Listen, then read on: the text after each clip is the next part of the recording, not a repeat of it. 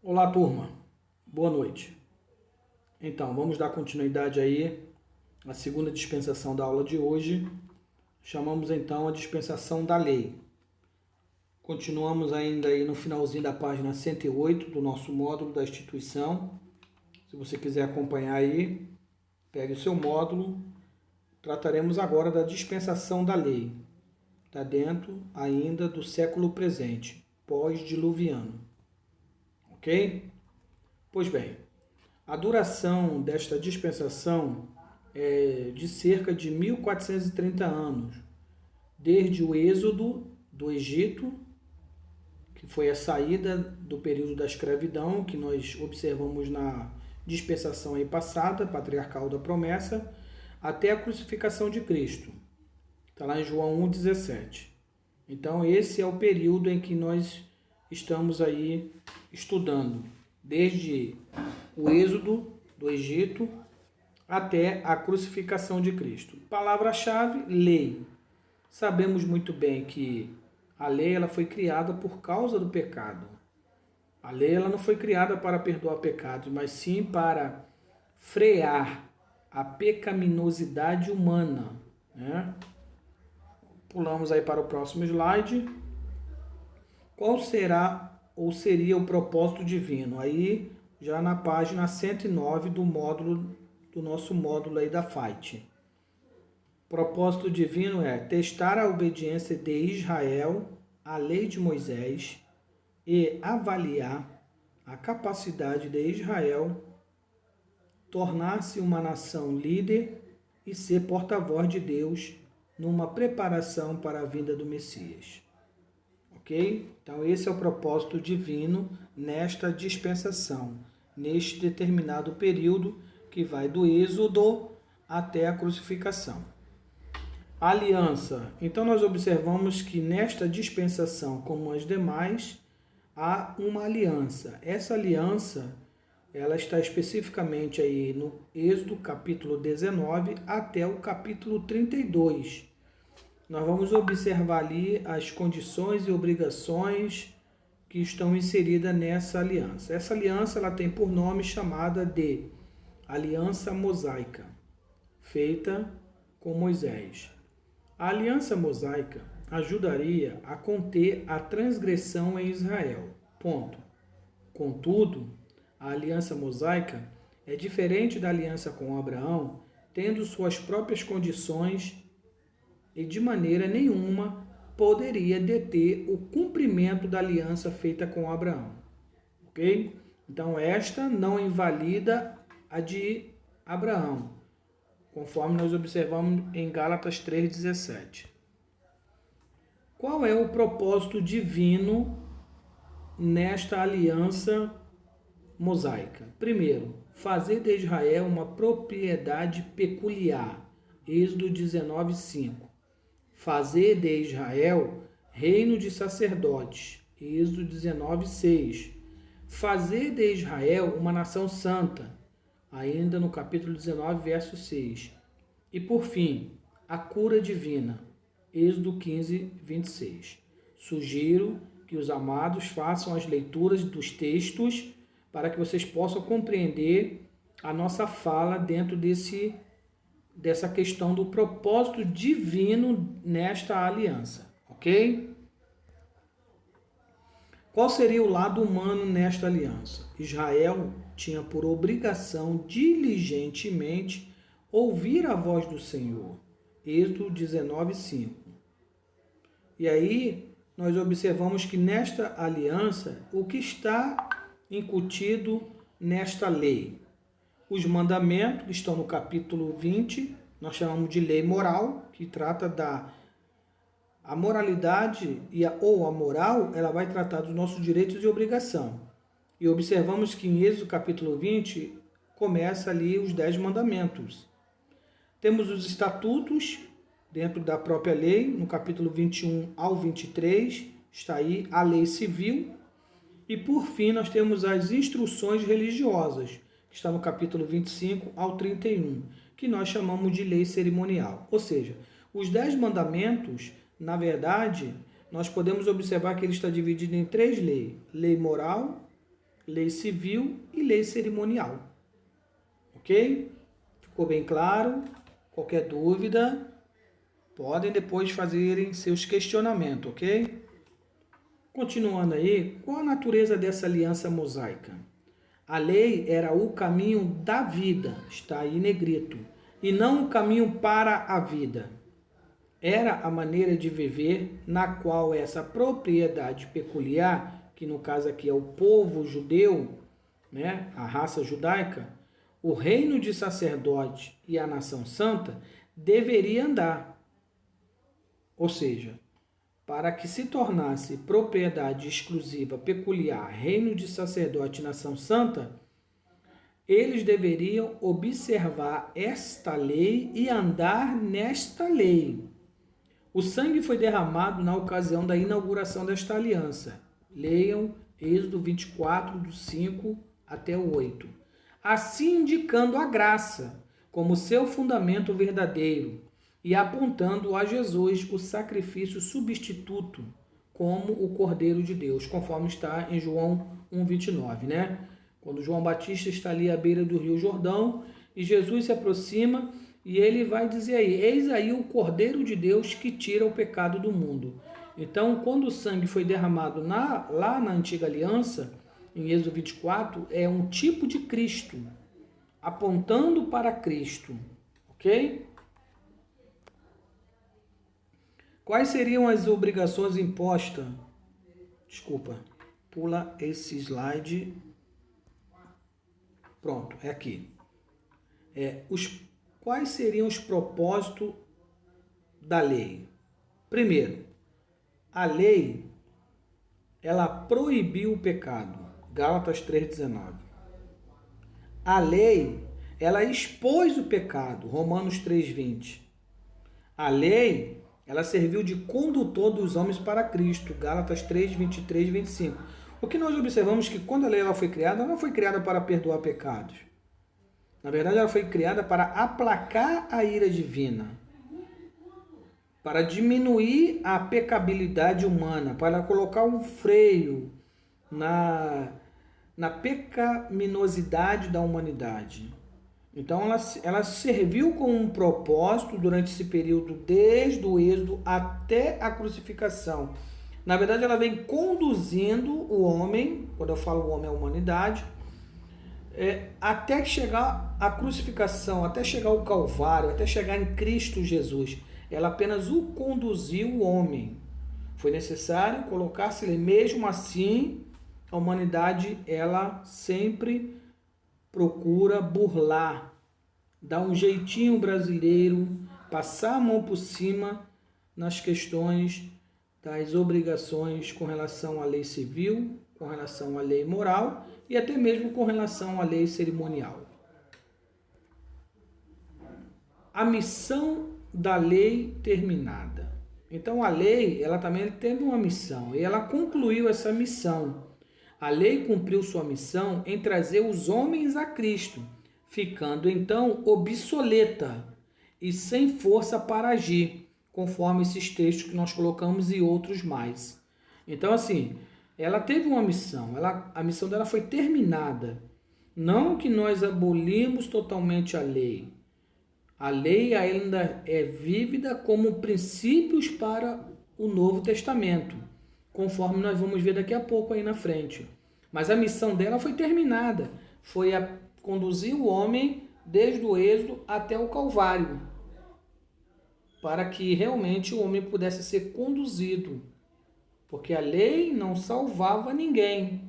A salvação é mediante a fé em Cristo Jesus. E aí eu coloco aí o destino da lei com a vinda de Cristo. Se ela cumpriu a sua missão, qual é o destino dela então com a vinda do Messias? A promessa de Gênesis 3,15 na dispensação da consciência. Primeiro, os mandamentos. Aí nós vamos dividir a lei, como nós dividimos na aula anterior, né? Que a lei ela está dividida em mandamento, em instruções e estatutos. Como mandamento, com exceção do quarto, que é a guarda do sábado, foram repetidos na nova aliança do Evangelho, Cristo e os apóstolos. As instruções religiosas cumpriram-se em Cristo e sua igreja, né? Os rituais, os cerimoniais do templo, tabernáculo e etc. Com Cristo acabou. Se nós voltarmos às antigas instruções religiosas, rituais e cerimoniais, nós corremos o risco de invalidar toda a obra de Cristo na cruz do Calvário. E terceiro, os estatutos e a lei civil. Qual o destino? A maior parte que regulava a vida nacional e social do povo foi dispensada quando a nação judaica foi dispersa. Porque se os estatutos e a lei civil eram exclusivamente para os judeus, quando houve a dispersão, eles deixaram de ser uma nação unificada, então já não mais era necessário, porque a maior parte que regulava a vida nacional dos judeus e social não necessariamente precisava, até porque eles foram dispersos, acabaram assimilando algumas culturas de alguns povos para os quais eles se migraram, ok? No próximo slide, qual é a atitude de Israel para com a lei? Primeiro, quando Moisés falou as palavras desta aliança aos filhos de Israel, o povo respondeu a uma voz e disseram: todas as palavras que o Senhor tem falado, faremos. Êxodo 24, e repetiram no 19:8, no 24, 3 e 7, né? Como se fosse um juramento, como se fosse um acordo. Vez por outra, Israel falhou em guardar os mandamentos do Senhor, seus estatutos e suas instruções. Até porque o propósito divino dentro dessa dispensação da lei era testar a obediência de Israel à lei de Moisés e avaliar a capacidade de Israel a tornar-se uma nação líder e ser porta-voz de Deus. Israel falhou. Israel falhou nesse sentido. E parece-me, em algum momento, nós, a igreja, estamos deixando a desejar. Estamos sendo como o Israel do passado. Estamos deixando de ser o sal da terra em algum momento, a luz do mundo, né? Uma nação santa, povo adquirido, como diz na Epístola de Pedro. Enfim, continuamos aí para o próximo slide. Quais foram os pecados de Israel no deserto? Né? Esse período de transição, saindo da escravidão para a Terra Santa. Então, entre a escravidão e a libertação, no meio estava o deserto. E justamente nesse período de peregrinação, sabemos que durou aproximadamente 40 anos, né? Essa trajetória de sair da escravidão e chegar em terra de Canaã. Primeiro, pecado de Israel, adorar o bezerro, está lá em Êxodo 32. Segundo, cobiçaram carne, está lá em número 11. Terceiro, recusaram entrar em Canaã, está lá em número 14. Quarto, Moisés bateu na rocha, está lá em números 20, do 7 ao 12 e 27, 14. Moisés deveria simplesmente ter falado a rocha, mas ele feriu a rocha.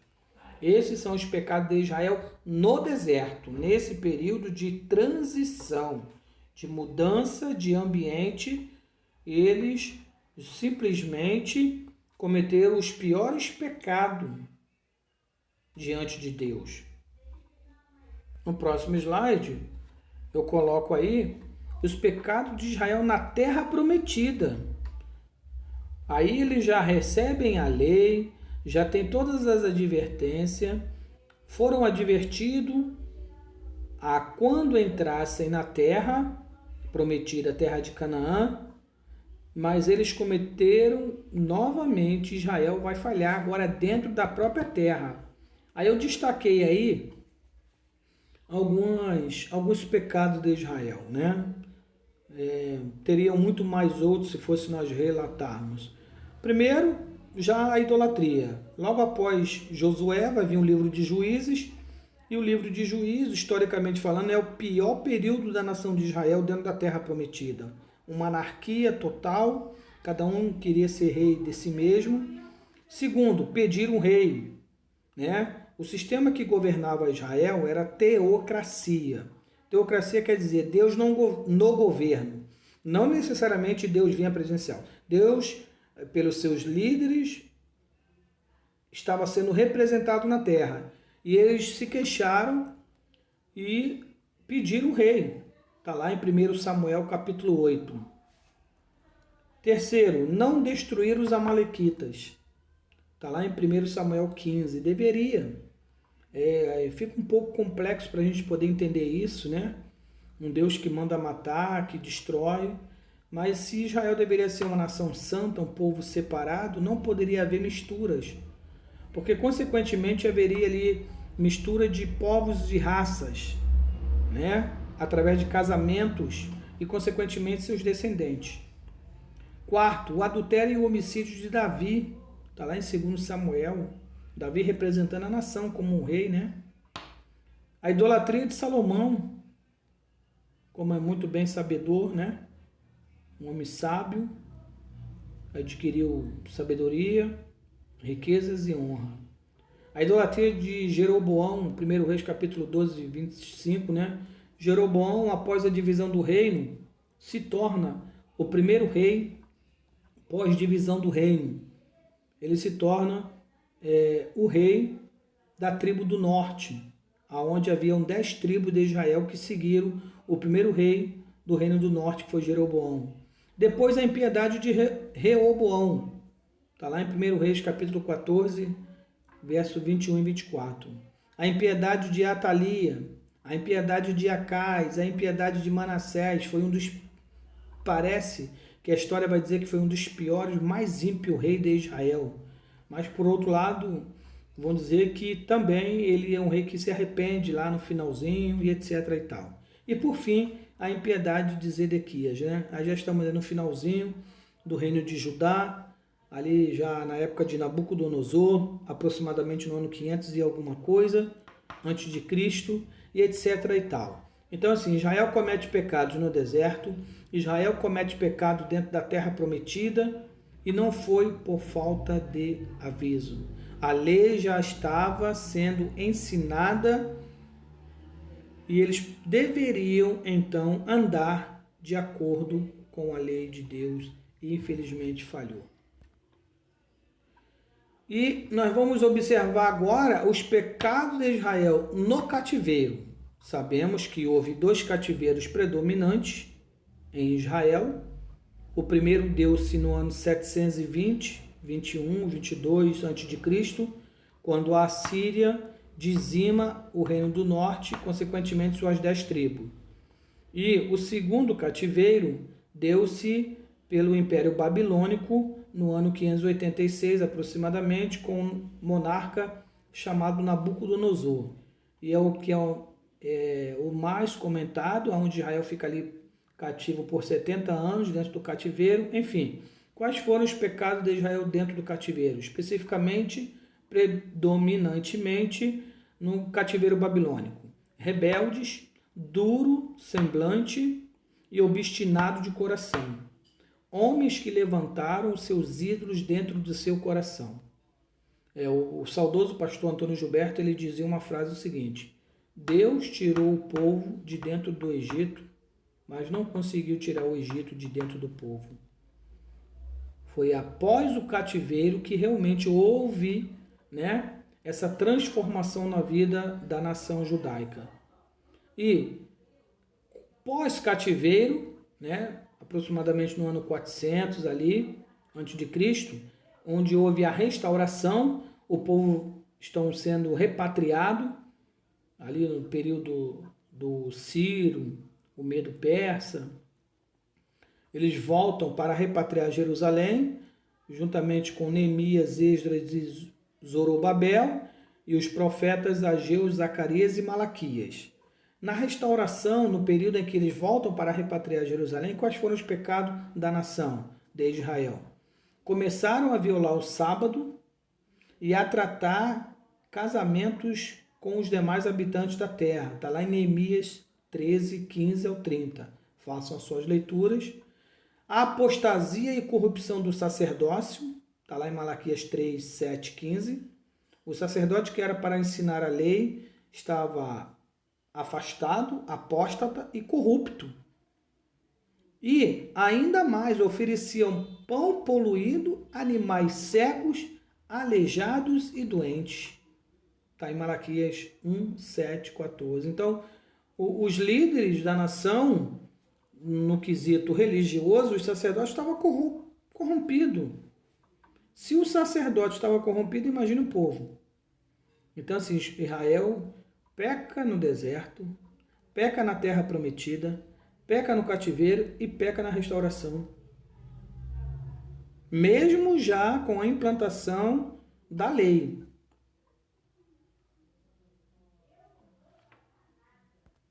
No próximo, aí, nós chegamos à conclusão da dispensação da lei.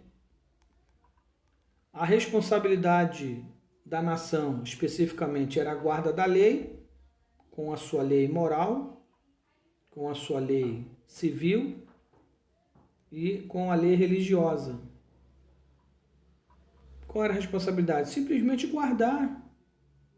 Fracassaram novamente, agora como nação. Violaram a lei e rejeitaram a Cristo, porque quando o Messias vem, já no finalzinho da dispensação da lei, eles rejeitaram. Eles não aceitaram o Messias. Escolheram Barrabás. E qual foi o juízo? O juízo em que Israel, como nação, foi dispersa mundialmente. Mundialmente, os judeus, no período ali, houve uma grande dispersão. No ano 70 aproximadamente, General Tito entra em Jerusalém, mata milhões de judeus, taca fogo no templo, e a partir dali houve uma dispersão mundial e os judeus vão se dispersar. Nós chamamos isso de diáspora. Somente no dia 14 de maio de 1948 é que os judeus começam a voltar para Israel para repatriar. Entendeu? Então nós temos aí aproximadamente aí 80 anos em que Israel se levanta como uma nação e hoje é uma das maiores potências. Israel, em 80 anos de nação, após a repatriação e a autorização da ONU para se tornar nação, hoje é uma grande potência. E detalhe, os historiadores vão dizer que quando a ONU permite que Israel volte e tome posse da terra, 70% a 80% da terra era deserto. Israel hoje consegue produzir uma das melhores frutas no deserto, crescimento, desenvolvimento, tecnologia, saúde, de grande descoberta, grandes invenções. Realmente é um sinal de que Deus fez um pacto com esse povo, começando com Abraão, e Deus tem um carinho muito grande como Ele tem pela sua igreja. Então, que Deus nos abençoe. Eu quero encerrar aqui a nossa aula de hoje, nossa terceira aula, onde nós estudamos hoje a dispensação patriarcal ou promessa e a dispensação da lei. Na próxima aula será nosso último encontro. Estaremos falando sobre a dispensação da graça e a dispensação do milênio. Deus abençoe, paz em Cristo e um abraço no coração dos senhores.